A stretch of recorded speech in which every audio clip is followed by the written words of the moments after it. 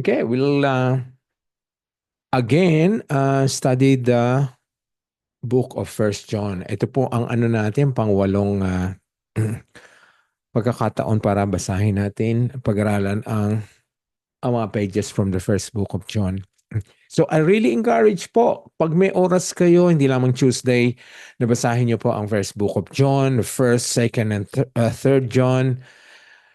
Dito po talaga natin makikita ang mga dapat natin gawin habang hinihintay natin ang ating Panginoon. There's so much truth in that.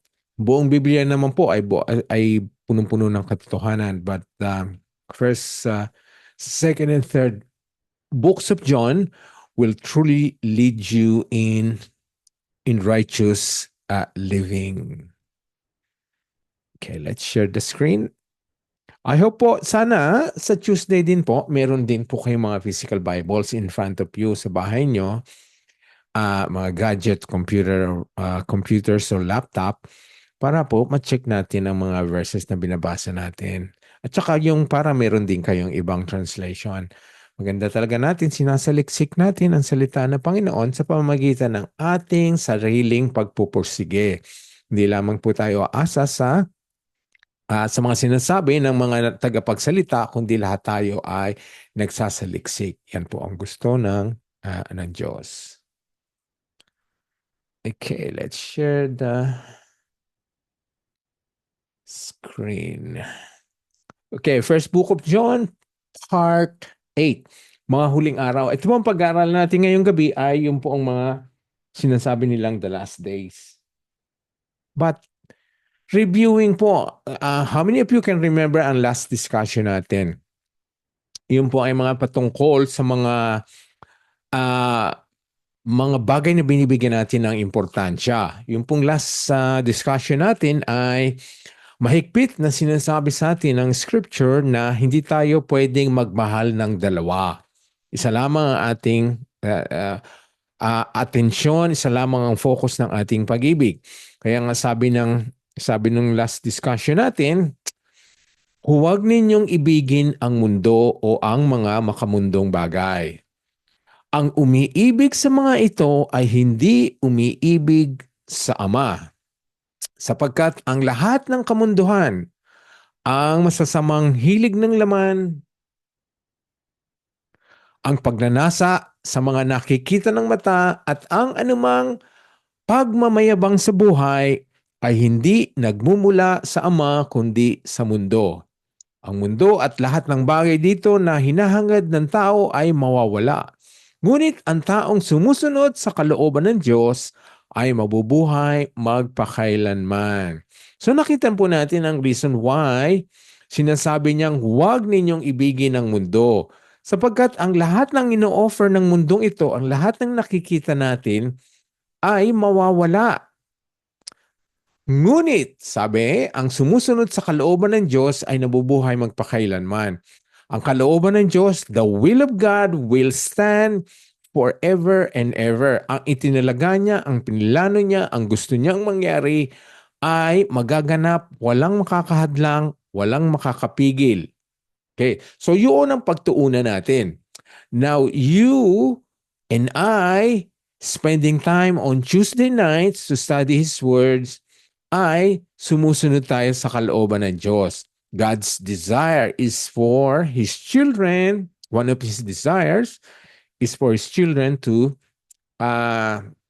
know the truth, pag-aralan ng salita, mahalin ang kanyang mga salita ng katotohanan. Tayo da ay magbubuhay magpakailanman. Ngayon, hindi natin pwedeng makamtan ang buhay na walang hanggan kung hindi natin malalaman papaano tayo makakarating sa buhay na walang hanggan at ano ang hinahanap ng Diyos sa atin para magkaroon tayo ng buhay na walang hanggan. Yan ay ang salita niya. Kaya importante po, walang naaaksayang oras sa mga taong umaattend po ng Tuesday. So we encourage you to do so. Persevere po.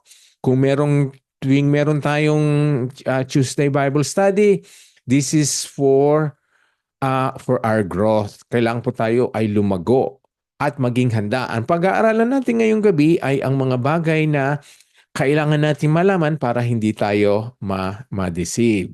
Okay? Ito po ang nakakatakot nga yung reviewing the last discussion natin. Ang lahat daw ng kamunduhan, ang masasamang hilig ng laman, pagnanasa ng mga mata, ang anumang pagmamayabang sa buhay ay hindi naggagaling sa Ama kundi sa mundo. That's all the world can offer us.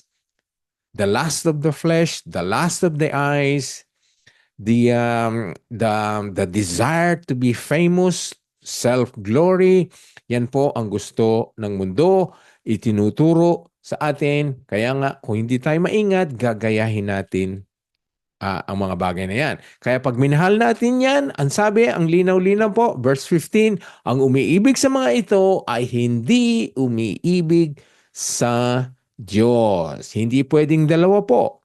Isa lamang ang ating iibigin. Kung ang mundo, tayo po ay deceived, we're heading for destruction. If we love God, obey His commands, His desires, His plans, we will reach po, magkakaroon tayo ng buhay na walang hanggan magpakailanman. Okay, yan po ang last. Ngayong gabi, ito ang mga susunod nating pag-aralan. So pagtapos sabihin ni John na huwag niyong mahalin lahat yun kasi mawawala naman yun eh. Okay? Ngayon lumipat siya sa isang bahagi ng katotohanan na dapat nating malaman.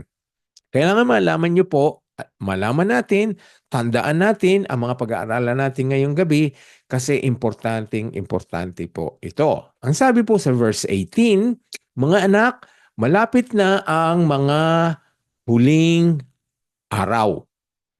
At tulad ng narinig ninyo, malapit na ang pagdating ng Antikristo. Ngayon pa lang ay marami ng Antikristo. Kaya alam nating malapit na ang mga huling araw. Kahit naging kasama natin sila noong una, hindi sila tunay na kabilang sa atin. Sapagkat kung tunay na kabilang sila, nanatili sana sila sa atin. Ngunit ang pagtiwalag nila'y nagpapakita na hindi talaga sila kabilang sa atin. So papaliwanag po natin lahat ang ito. Una muna, ano yung sinasabing malapit na ang mga huling araw? Ang mga huling araw ay kailangan maintindihan natin kasi ilang beses pong pinaulit-ulit ito ng scripture, the last days o the last hours, ang mga huling araw. So it's not only a day, a month, or a year, maraming araw to, the last days. Kaya nga ang sabi, malapit na ang mga huling araw. Ngayon ang tanong, kailan po ba ang huling araw? Kasi ang huling araw na laging pinapangaral ay kalakip noon, karuktong noon ang pagbabalik ni Kristo. So kailan ba nag-umpisa ang alang araw? O kailan mag-uumpisa yan? Kailan talaga? Kailangan malaman natin kung ano ang huling araw. Kasi maaring may magtanong sa inyo, kayong mga Kristiyano na naniniwala na malapit na si Kristo kasi marapit na ang mga huling araw o nandito na ang mga huling araw. Pagka tinanong tayo, kailangan malaman natin ang sagot kasi ito ay makakatulong sa kanila malaman ang katotohanan. So ilan po sa atin, ilan sa inyo ang talagang nakakaalam kailan ba ang mga huling araw? Ano ang sinabi ng scripture? Ang tanong ko po, ang sagot natin ay dapat makuha natin sa scripture. Okay? Ano ang mga huling araw? Kasi malapit na. So, sinulat itong 1 John could be 2,000 years ago. Around that time, around 2,000 years ago. Ngayon, ang sinasabi niya noon, 2,000 years ago, malapit na raw, noon pa. Okay. Are we now living in the last days? Ito na ba ang mga huling araw? Ang huling araw ba ay nakikita natin dahil tumataas na ang presyo, dahil marami ng gyera, dahil ang Israel ay binobomba na, gusto ng lusubin, nakikipagdigmaan na sila? Ang mga huling araw ba ay lumalabas ang maraming krimen? Ang mga huling araw ba ay maraming nagugutom, nagkakasakit, namamatay. Maraming mga iba't ibang sakit na dumating, lumagpas, maraming milyon-milyon ang naging biktima. Are those the last days? Maraming lindol, maraming baha, maraming mga pagyanig. Marami rin tayong nakita sa ulap na kung ano-anong signs na inisip natin, itinalaga natin sa isip natin, sa puso natin. This must be the last days. Or, ito na ba ang talagang huling araw? Ngayon, kunin po natin ang sinasabi ng scripture na malinaw na ibinigay sa atin kung kailan nag-umpisa ang huling araw. Okay, so nagbigay na po ako ng clue. Nag-umpisa na po ang mga huling araw. So we are living in the last days. Okay? Palapit na po ng palapit ang pagbabalik ni Kristo. Ang tanong ngayon, kung we are living in the last days, since when? Kailan nag-umpisa ang last days? Okay, so gusto niyo pang malaman? Yun po ang ano natin, the blessedness of attending po ng Bible studies ay nakikita natin ang mga bagay, nalalaman natin ang mga bagay na gusto ng Diyos na malaman natin. Okay, the question is, when is the last days? So let's turn to Hebrews chapter 1 verses 1 to 2. So open your Bibles. Basahin natin, anumang translation, anumang dialect. Okay, Hebrews chapter 1, verses 1 to 2. Ano ang sagot? Kailan nag-umpisa ang mga huling araw? Okay, tingnan natin. Noong una, nangusap ang Diyos sa mga ninuno natin sa iba't ibang panahon at paraan sa pamamagitan ng mga propeta. Ito po ang sagot. Verse 2. Ngunit, nitong mga huling araw, nangusap siya sa atin sa pamamagitan ng kanyang anak. Yun po ang the timing, ang pinaka-ebidensya na nag-umpisa na mga huling araw noong dumating si Kristo. When nung siya ipinanganak, nagkatawan tao, nag-umpisa na po ang mga huling araw. Kasi ang sabi, nangusap siya sa atin noong mga huling araw sa pamagitan ng kanyang anak. And we know the ministry of Jesus Christ here on earth kasi ipinadala siya ng Ama. So the last day started from His birth. Nang siya ay nag-ministry nangaral, nang siya ay pinako sa krus, siya ay namatay, siya ay nabuhay, siya ay umakyat sa langit. Yun po ang mga events leading to the start of the last days. Okay. So ngayon, kaya included noon kasi nasa taas siya, included po doon sa last days ay yung pagbabalik niya, ang paghuhusga sa buong mundo at ang final judgment, the consummation of all things. So we are living in the last days kasi dumating na si Kristo. According to Hebrews 1, nitong mga huling araw, nangusap siya sa atin sa pamamagitan ng kanyang anak. So God the Father spoke to us through His Son. And we know it happened because it's all recorded on the Scripture. Nasa lahat ng New Testament yan, nasa mga Gospels, nasa mga Epistles, including the Revelation, na ipinakita, ikinuwento na dumating, namatay, umakyat sa langit si Kristo. Okay. Ngayon, ang susunod na tanong, okay, ang sabi kasi, malapit na. Sabi, malapit na mga huling araw. Kung nag-umpisa ito, almost 2,000 years ago, nung dumating si Kristo, namatay at umakyat sa langit. Ang mga disipulo niya ay namatay na rin. Sinulat ang mga bagay nito. Halos sila ay sinasabing malapit na ang mga huling araw, malapit na ang mga huling araw.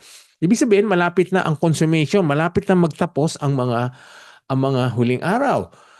Ngayon, bakit nandito pa rin tayo? Bakit hindi pa rin siya bumabalik? Kaya nga, ang mga Kristiyano ay pinipintasan na, pinagtatawanan na ng mga hindi mananampalataya, ng mga hindi hindi mga Kristiyano. Ang sinasabi, ayan, kayo, naniniwala kayo sa hindi totoo. Pinapangaral nyo, ipinangaral sa inyo, nadinig nyo, nababalik na si Kristo. Malapit na ang mga huling araw. Pero eto pa rin tayo. Nandito pa rin. Namatay na ang ating mga ninuno na ganun din ang kanilang pinangaral. Ang mga lolo natin, ang mga tiyuhin natin, ang mga tatay natin, lahat sila sinabing, malapit nang bumalik si Kristo, malapit na ang mga huling araw, namatay na silang lahat. Hanggang ngayon, ito ipinapangaral, malapit na ang huling araw. Okay? So kung yun nga, na-establish na natin yan, it started when Jesus Christ came here on earth. And then He ascended to heaven. Bakit hanggang ngayon wala pa? Okay? So kukunin na naman po natin ang sagot sa Scripture, sa Biblia. So, buksan po natin sa 2 Peter chapter 3 verses 8 to 9. Ang sabi, ngunit huwag sana ninyong kakalimutan, mga minamahal, na sa Panginoon walang pagkakaiba ang isang araw sa 1,000 taon. Yan. So, ang ating pong timing ay iba sa timing ng Panginoon. Kasi yung 1,000 years natin ay parang one day lang sa Panginoon. Yan po ang sinabi. Ang isang araw at sa 1,000 taon ay magkapareho lamang sa Diyos. Okay? So kung naghihintay na tayo ng 2,000 years or 3,000 years or close to 3,000 years or towards 3,000 years, yan po ay hindi pa napakatagal sa Panginoon. So 1,000 years ay hindi naman po talaga 1,000 taon. Ang ini-express po nito ay yung haba ng panahon ay maikli lamang sa Diyos. Okay? Bakit pinapatagal ng Diyos ang consummation ng last day on mga huling araw? Kasi nga, nandito pa rin ang sagot. Pangalawang Pedro, chapter 3, verses 8 to 9. Para sa kanya, ang mga ito ay pareho lang. Verse 9, hindi nagpapabaya ang Panginoon sa pagtupad ng pangako niya. Ayan, sinabi na. Kung sinabi niyang malapit na siyang bumalik, babalik na siya. Hindi, nangangulugang hindi niya tutuparin yun kasi ang tagal sa tao, ang tagal sa atin bago mangyari yon. Ang sabi nga, gaya ng inaakala ng iba. So marami na nagsasabi, hindi na siya babalik. Kasi ilang taon na kayo, ilang libong taon na kayo naghihintay. Walang nangyari. Okay? Sabi, wag kang magpapabaya o wag kang magkakaroon ng maling akala na gaya ng iba. Ang sabi, merong reason bakit mahaba ang palugit, ang panahon, ang takda, ang oras, magbuhat ng sinabi ng Panginoon, nababalik na siya, uhusgahan na niya ang daigdig. Kasi nandito, ang sabi, ang totoo, binibigyan lang niya ng pagkakataong magsisi ang lahat sa mga kasalanan nila dahil ayaw niyang mapahamak ang sinuman. Okay, so God is waiting for everyone to repent from their sin. Okay, kasi nga kung huhusgahan na agad ng Panginoon ang mundong ito, halos lahat ng nilalang ay konting-konti lang talaga ang matitira. Lahat ay mapupunta na sa impyerno. Di ba? Kasi nga, we deserve to go to hell. Sabi ng Biblia, ilang beses na nating binasa, napakaraming scripture, because we are sinners, we deserve eternal damnation. Ngayon, dinidelay ng Panginoon ang bagay na yon na mangyari kasi binibigyan niya ng pagkakataon. Take note of this po. Binibigyan niya ng pagkakataon. I-highlight natin. Binibigyan niya ng pagkakataong magsisi ang lahat. Ayan. So it's written in the scripture, maaari ngayong merong mga question ngayon na naglaro sa isipan nyo. Okay? Alam natin po na hindi lahat ay magsisisi. Hindi lahat ay masisave. Pero sinasabi ng 2 Peter ay hinihintay ng Panginoon na magsisi ang lahat. So it's not gonna happen kung mali ang ating pagkakaintindi. Kasi nga, hindi mawawalan ng occupants ang impyerno. Maraming mapupunta sa impyerno. That means they would not repent, they would not turn their lives to Christ. So ano yung sinasabi ng 2 Peter? Hinihintay ng Diyos sa isang bagay na hindi mangyayari? Hindi naman po yun. Hindi pwedeng ganun yun. Kasi God would not wait on something that He knew would not happen. Sino ang hinihintay niyang magsising lahat? That is now the great question habang binabasa natin ang bagay na ito.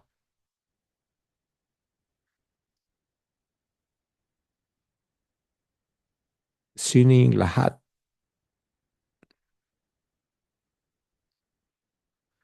Kaya nga po, babalik tayo sa ating pong pinapangaral noon na kailangan maintindihan natin na meron po talagang mga pinili. May mga itinalaga at pinili ang Diyos. Ang hinihintay niya pong magsisi ay yung lahat ng kanyang mga pinili at tinalaga. Okay? Lahat ang pinili niya. Kasi nga, maaaring meron pang mga buhay ngayon na pinili niya na hindi pa sumasampalataya kay Kristo. Meron pa ngayong mga hindi natin alam, mga hindi pa pinapanganak. Meron pang mga pinapanganak na pinili ng Diyos. Nalalaki sila, mamumuhay ng kung ano-ano, at pagkatapos magsisisi at isusurrender nila ang buhay nila. Meron pang mga tao siguro ngayon na nasa ibang relihiyon na sila ay namumuhay sa kamalian, sumasamba sa mga maling pagsamba. Meron pang mga sigurong mga Muslim or mga Mormons or mga nasa Katoliko na hindi pa nagsisisi, hindi pa nila talaga tinatalikuran ang maling pagsamba, ang maling reliyon. Maaaring hinihintay sila ng Diyos. Yun ang sinasabi sa 2 Peter na hinihintay ang lahat. Okay? Ang lahat po na pinili ng Diyos. Ngayon, kayo at ako na talagang naramdaman nyo, alam nyo na nananampalataya kayo, na kayo ay nakay Kristo, na kayo ay talagang isunurrender nyo ang buhay nyo sa Kanya at naintindihan nyo, tinanggap nyo, pinanampalatayaan ninyo na siya ay namatay para sa inyong mga kasalanan, siya ay nabuhay na maguli upang tubusin at napagbayaran na ang ating mga kasalanan, then you should have that assurance na kayo po ay isa sa mga pinili. Tayong mga mananampalataya ngayon na sumusunod at naniwala at nabuksan ang ating mata sa Ebanghelyo, then consider yourself as one of the elect, mga pinili ng Diyos. No. So ngayon, ang sinasabi ni Peter ay meron pa siyang mga hinihintay. Ang Diyos ay meron pa mga hinihintay na mga tao na pinili niya. Okay? So yun po ang maaaring pong magkaroon ng dilema kasi kung mali ang ating ang pinapaniwalaan, ang interpretation, kung babasahin natin ng 2 Peter 3. Sabi dito ay hindi pa babalik siya kung hindi pa nagsisisi ang lahat. Alam natin, sinabi rin ng scripture na hindi lahat ay maliligtas. Hindi lahat ay mapupunta sa langit. Ang marami ay mapupunta sa impyerno, hindi sila magsisisi. So, ang hinihintay ng Diyos ay ang kanyang mga pinili. So, that should not discourage us to go out there and preach and share the gospel.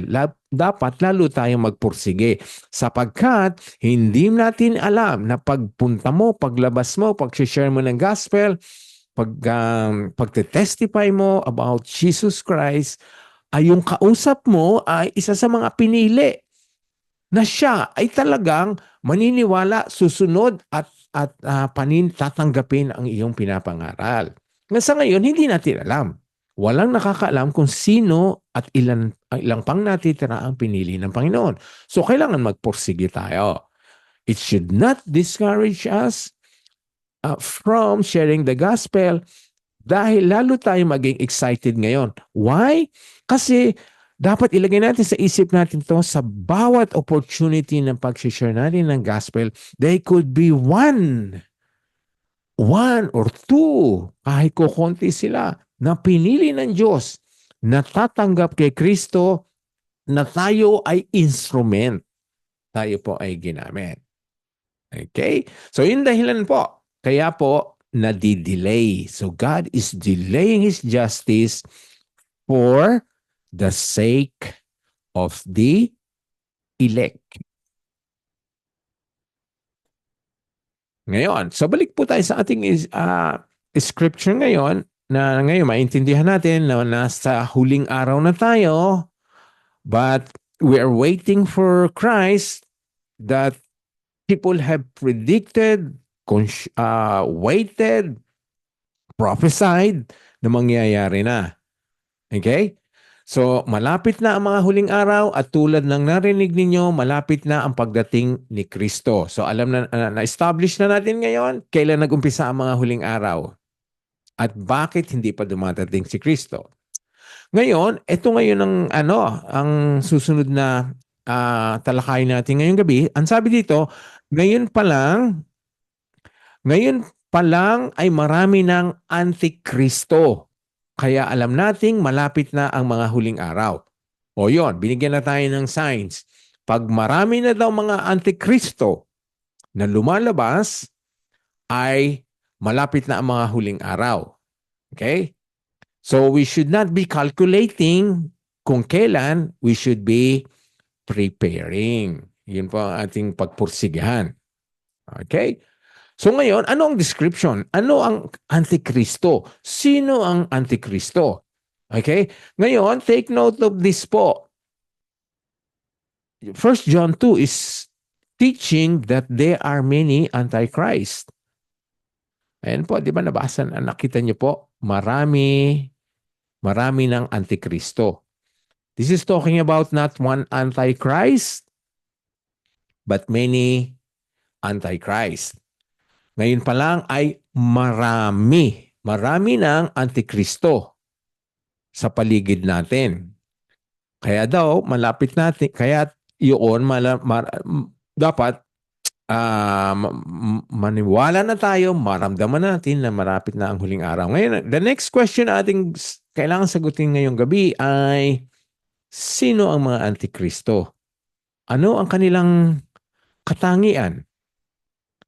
Paano natin malalaman na nandito na sila? Okay? So, tignan po natin sa 1 John chapter 2, verse 22. At sino ba ang sinungaling? Ang taong nagsasabing hindi si Jesus ang Kristo, siya ang Antikristo. Ayaw niyang kilalanin ang Ama at ang Anak. First description ng mga Antikristo ay yung mga hindi tinatanggap ni si Jesus ay Kristo. Ano pa ba ang Kristo? Ang ibig sabihin po ng Kristo, Christ, Jesus is Jesus Christ. Ano ibig sabihin nun? Si Jesus ay Kristo. Kristo po ang ibig sabihin po, anointed one. So it's not any other person. Kahit pag marami po kasing may lumabas na ngayon nandun sa Pilipinas, siya daw po ang anointed one. Hindi po. Jesus Christ is the anointed one or the Messiah. Yun po ibig sabihin ng Kristo. Marami namang nagdi-deny ngayon na si Jesus Christ is not the anointed one. He's not the Christ. So sila po ang anti-Kristo, mga anti-Christ. Yung mga nangangaral, nagtuturo, at mga naniniwala. Sabi dito, ang taong nagsasabing hindi si Jesus ang Kristo, siya ang anti-Kristo. Bakit po sinabing sinungaling? Sino ba ang sinungaling? Kasi nga, they're preaching something that is false, or they are living something that is false. Si Kristo, Jesus Christ is the Christ, the Messiah, the anointed one.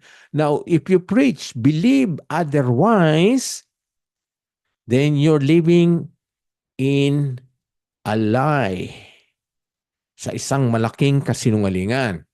So ngayon, nakikita niyo po, 1 John 2:22. I want you po, I'm requesting you na tandaan niyo po ito. Sapagkat this is the biggest lie. Hindi po ang pinakamalaking kasinungalingan ay ito. Hindi yung malaking kasinungalingan ng pagnanakaw, korupsyon, mga immorality, mga pandaraya. Hindi po yon. They are all lies. But the biggest lie, ito. Kasi pag ito po ay ginawa mo, ang kasinungalingan ito, pinaniwalaan mo, sinuportahan mo, pinangaral mo, itinuro mo, then itong kasinungalingan ito ay nagtutugma o nagdi-describe sa iyo na ikaw ay antikristo. Yan po, that's the symbol. Antikristo. So ngayon nakikita natin, kaya pala plural. Kasi maraming gumagawa nito, maraming naniniwala na hindi si Jesus ang Kristo. He's not the anointed one. He's not the Savior. He's not God. So makita po natin, ngayon sa ating pong panahon, nakita niyo na po, nandiyan ang mga kulto, ang mga false religions. Andyan po ang Mormons, na mga hindi sila naniniwala na si Jesus ay Diyos, Jehovah's Witnesses, Islam, at ang mga kasama nating na mga pinili ng Diyos, ang mga Hudyo, the Jews. They're not accepting that Jesus Christ is God. Kaya nga nila pinako si Jesus Christ when Jesus Christ claimed that he was God. That's why they crucified him. Okay? So, yan po ang description. Kung marami na ba nangyayari nito ngayon? Yes. Then that's another evidence that we are living in the last days. Okay? Ngayon, meron naman pong sinasabing bukod sa Antikristo ay merong the spirit of Antichrist. Meron pong sinasabi noon. Buksan po natin sa 1 John. 1 John 4 verses 2 to 3. Okay? So when you're ready, let's read this together. Sa ganitong paraan ninyo malalaman kung ang espiritong sumasa kanila ay mula sa Diyos. Kung kinikilala nila na si Jesucristo'y naging tao, ang Diyos mismo ang nagsugo sa kanila. Ngunit, ang hindi kumikilala na si Jesus ay naging tao, ay hindi sinugo ng Diyos, kundi ng espiritu ng Antikristo. Narinig niyo na darating na ang Antikristo at naririto na nga sa mundo. Okay. So ang ating pong, ang isa sa foundational truth na dapat malaman natin na hindi natin bibitawan ay na si Kristo ay nagkatawang tao. Bakit po importante nating malaman ito? Paniwalaan at bakit para malaman nyo na maraming matinding sumasalungat dito. Maraming matinding nagsasabing hindi nagkatawang tao si Kristo. Maraming nagtuturo na hindi nagkatawang tao si Kristo. Maraming nangangaral, ipapangaral na hindi nagkatawang tao si Kristo. Bakit po importante yan? Kasi nga, kung hindi nagkatawang tao si Kristo, Although sila po ay naniniwalang siya ay Diyos. Pero hindi sila naniniwalang nagkaroon siya um, ng katawang tao. Hindi siya nagkatawang tao. Importante po kasi ito, kung si Kristo ay nananatiling Diyos, hindi siya nagkaroon ng human form, is not fully man, is fully God, but is not fully man, then walang crucifixion, walang death. Hindi siya nasaktan, hindi siya nagdusa, hindi siya namatay. Kasi ang Diyos hindi pwedeng mamatay. So the reason why Jesus Christ is fully man and fully God, He took the human form so that He can suffer for you and me para matikman niya ang hapdi ng parusa ng kasalanan. Let me know po pag nawalan ako ng sound kasi nauubos na yung battery. Dali lang po. Palitan na natin ang battery. Dali lang.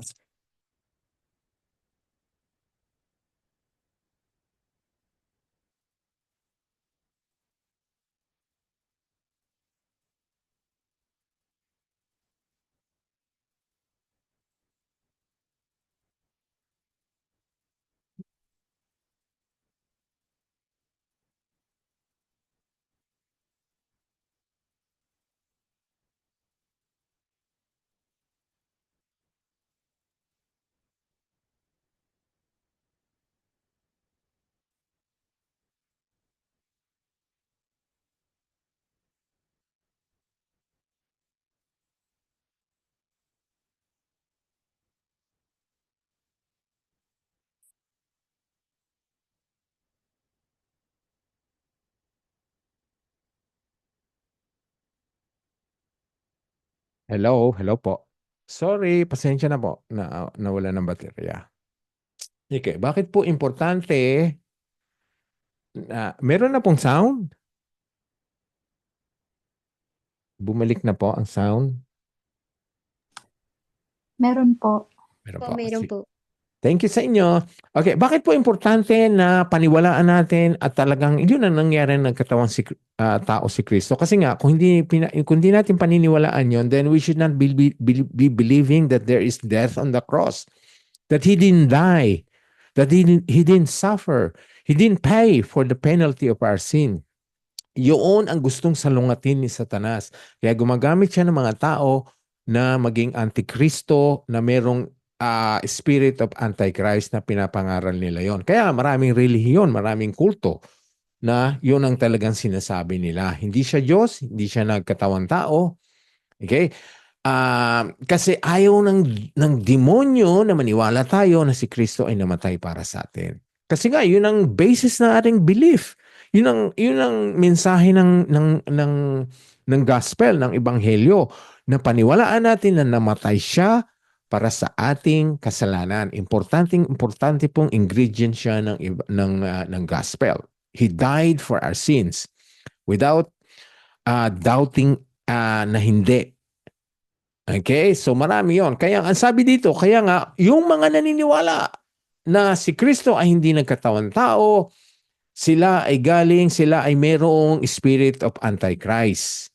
Kaya narinig ninyo na darating ng Antikristo at naririto na nga sa mundo. Kaya nandito na siya. Nandito na ang spirit of Antichrist na meron niyan.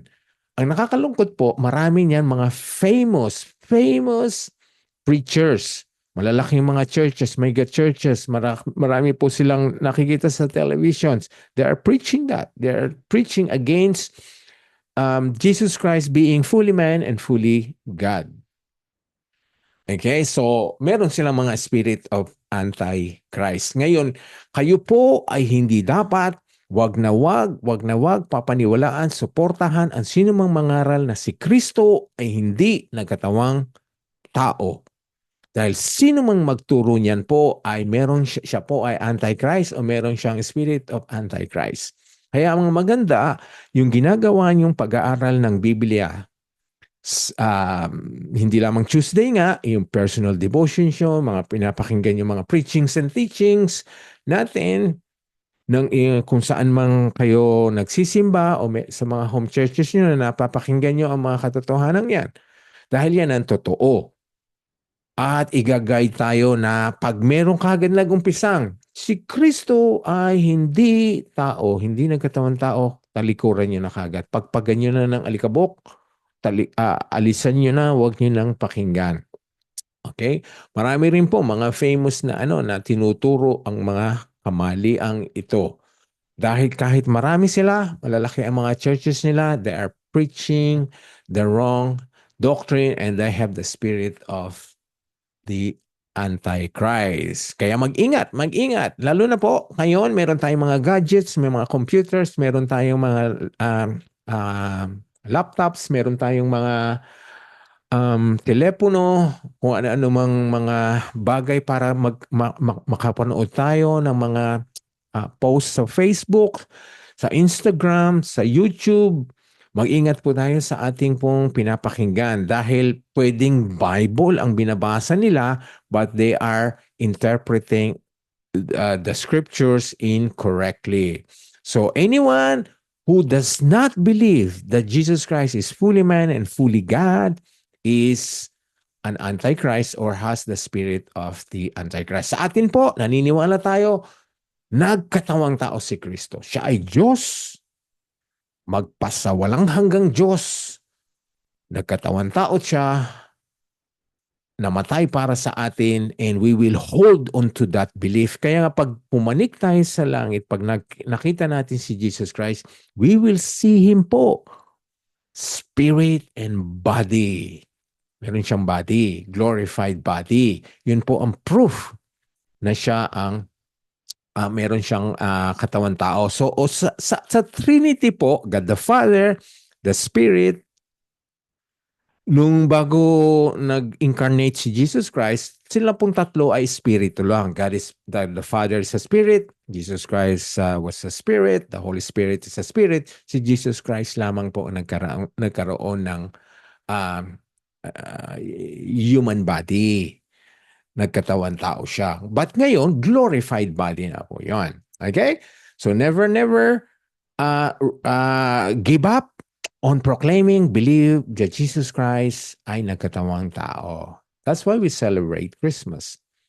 Because yun po, ang pinanganak siya para maging tao, na nagkaroon siya ng katawang tao, pinanganak, although tumagal ng ilang taon, pero yung katawang taong yon ay nagdusa para sa ating mga kasalanan at namatay. Kaya po, sinasabi rin sa 2 John verse 7, 2 John verse 7, kasi one chapter lang po yon. Ang sabi, mahalaga ito dahil marami nang nagkalat na manlililang sa mundo. Ito ang mga taong hindi kumikilala na si Jesucristo ay naging tao. Yon. Marami. Marami ang hindi kumikilala na si Jesucristo ay naging tao. Sila'y mga manlilinlang at antikristo or antichrist. Okay, kaya pinapagpursigihan, kaya talagang nililing lang sila at ginagamit sila ni Satanas. Ayaw ni Satanas na ang katotohanan ay malaman ng tao na Jesus Christ died for our sins. Okay. So so ito pong nadidinig nyo ngayon ay mga antichrist, mga maliliit na antichrist o mga taong may mga spirit of antichrist.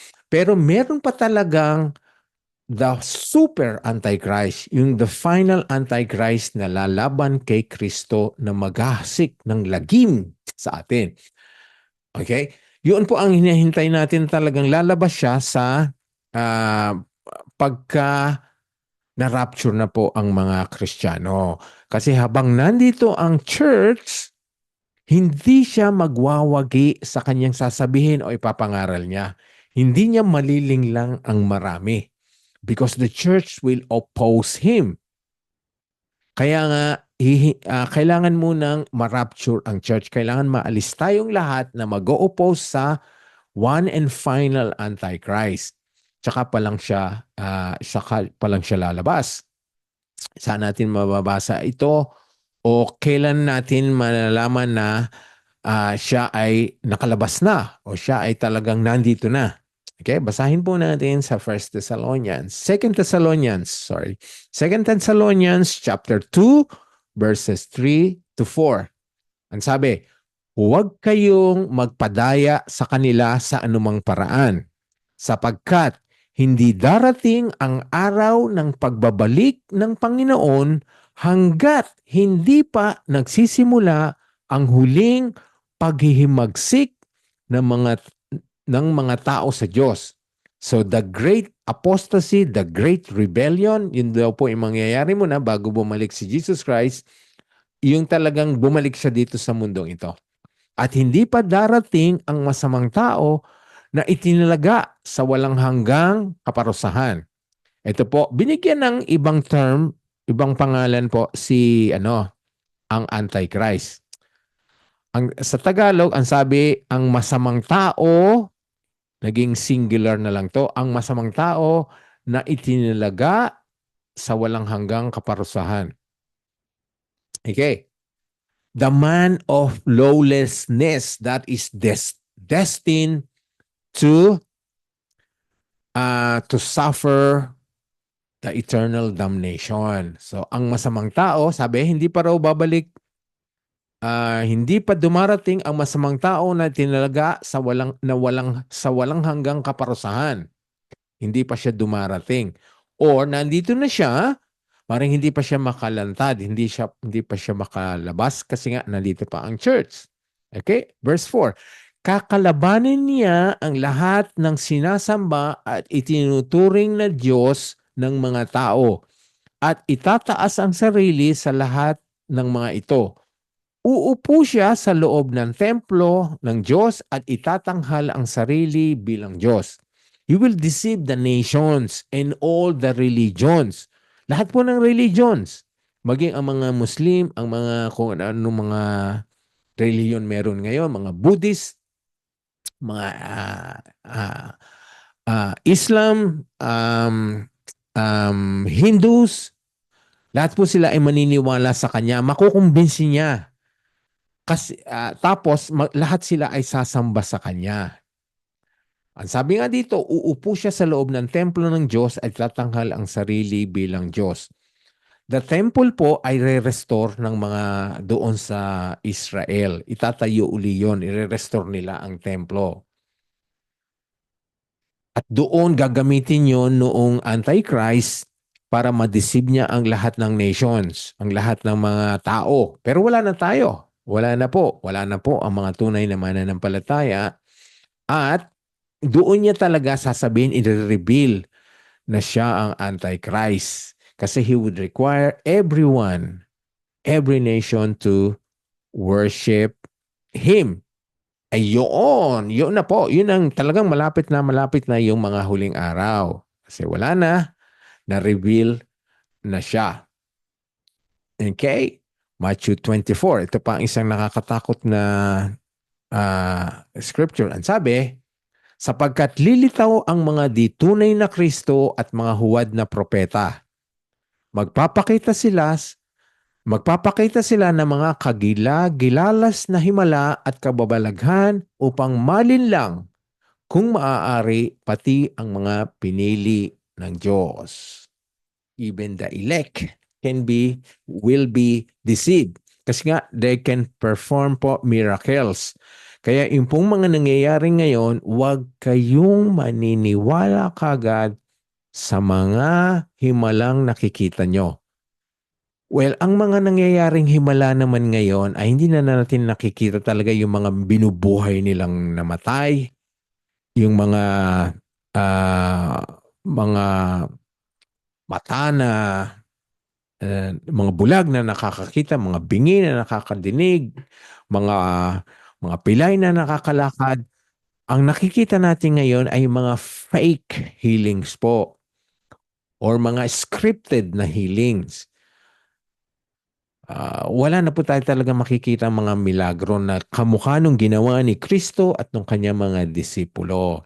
Kaya nga magpapakita sila ng mga gilalas, mga fake miracles to deceive the nations, to deceive people, maski mga Kristiyano na sila ay mga tunay na propeta. But in reality po, they have the spirit of Antichrist. Mga huwad na mga propeta at lilitaw sila. So ngayon po, abang kahit nandito pa tayo, lumilitaw na 'tong mga false prophets. Although yung the one and final Antichrist ay hindi pa siya makalitaw.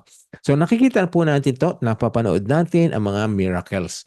So hindi po lahat ng gumagawa ng miracles ang nagpapagaling ay mga tunay na pinadala ng Diyos. So huwag kayong maniniwala na karamihan po noon ay mga scripted, mga ginawa, mga actors. Yan po ang katotohanan. Kaya nga nag-aano sila. Kaya nga binigyan tayo ng warning ng Panginoon that not everyone who calls me Lord, Lord will enter my kingdom. I will just simply declare unto them, I never knew you. Hindi po lahat ng ito na naggumagawa ng mga fake healings, mga miracles ay talagang sa Diyos. They may be preaching the gospel, they may be preaching the scripture, but they are not known to God as regenerated person. They are just false prophets. So I will stop there po. And then, but I have to go back po dun sa ating original, yung main scripture natin ngayong gabi. Okay? Yung pong sinasabi ng verse 19, ay wag po tayo magkaroon ng misinterpretation. Kasi ang sinasabi, kahit sapagkat kung tunay na kabilang sila, nananatili sana sila sa atin. Ngunit ang pagtiwalag nila'y nagpapakita na hindi talaga sila kabilang sa atin. Verse 19, kahit naging kasama natin sila noong una, hindi sila tunay na kabilang sa atin. Okay? Hindi po pinapangaral dito ang lahat ng umalis ng church o lumipat ng church. Hindi po ito yung sinasabi ng verse 19 na yung lahat ng tumiwalag, lahat ng hindi na natin kasama, sila ay mga maling propeta, mga antichrist, may mga spirit of antichrist. Ang sinasabi po nito ay yung talagang tumalikod sa pananampalataya na hindi na natin kasama. Ibig sabihin, hindi na sila naniniwala kay Kristo. So hindi po natin huhusgahan ang lahat ng umalis ng church o lumipat ng church, hindi na natin sila kasama. Kasi baka sabihin natin, 1 John 2, kasi sabi doon, kasama natin sila noon, ngayon hindi na natin sila kasama. So hindi na sila kabilang sa atin. Tapos, ang pagtiwalag nila ay nagpapakita na hindi talaga sila kabilang sa atin. No, hindi po yun ang tinutuligsa kasi marami po talagang mga godly or mga God's way and God's plan na nasa isang church tapos napunta sa ibang ministry o pinadala sa ibang church. Yung iba mga plano yon. Plano talaga ng Diyos at gustong mangyari ng Diyos yon. Ang tinutuligsa po nito, wag po tayo magkakamali, verse 19, 1 John chapter 2 ay yung mga tumalikod sa pananampalataya. Hindi yung mga umalis ng church. I'm not saying po lahat ng umalis ng church ay tama. Could be wrong. But applying the scripture, 1 John chapter 2 verse 19, sa lahat ng tumiwalag, sa lahat ng lumipat ng church, sila po ay antikristo, ay mali. So we should not be making that mistake. I would stop dito po. So we'll give you an opportunity to ask questions if you have questions. So on our next po na Bible study, nandun po tayo sa Canberra. If you want to join us physically, face-to-face, or via online, we will discussing po the last days, the rapture. So if I would encourage you to join us so we can be enlightened more about what is going to happen or what is happening around us now. Okay po. Anyone has a question po sa ating napag-aralan ngayong gabi?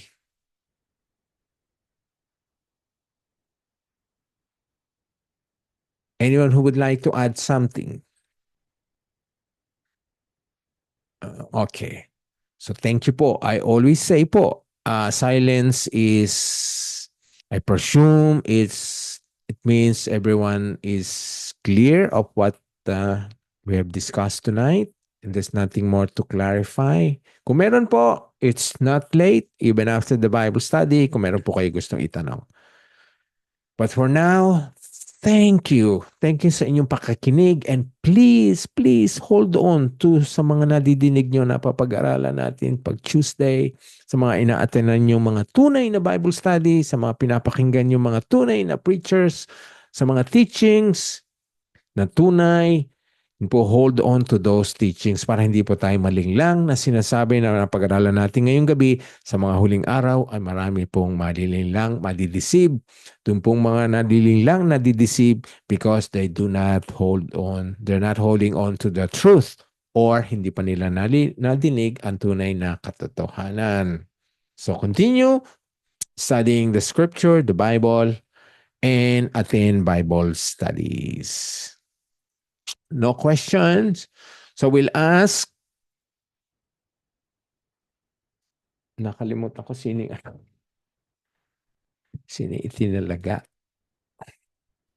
Ako po, Pastor Christine po. Oo, yun. Tama. Sorry, Christine. Nakalimutan ko. Okay lang po. Okay, Christine, let's close in prayers kung wala na talagang magko-question. Okay. Okay, when you're ready, Christine.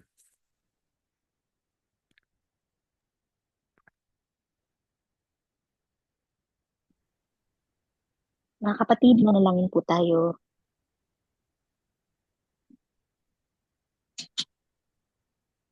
Oh Lord Father God, we praise and honor you, Father, as we study your word tonight. Thank you, Lord, for tonight's Bible study.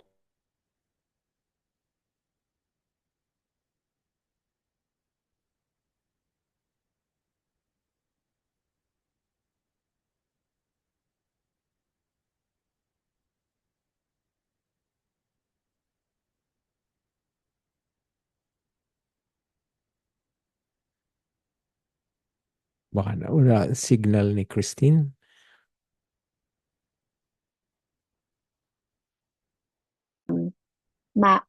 Maakay, Panginoon, especially sa aming mga pamilya, sa aming mga kaibigan, at sa mga taong nakakasalimuhan namin sa araw-araw, Lord Father God.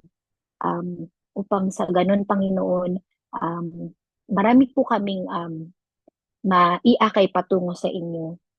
Thank you, Father God, for always reminding us to live more as Christ-like through your word. Thank you po sa buhay ni Pastor Noel in giving him wisdom and strength as he is faithfully leading this Bible study every Tuesday. Lord Father God, you know our needs, Lord. Hindi man po namin nasasambit ng aming mga bibig. We faithfully know that we know the desires of our heart.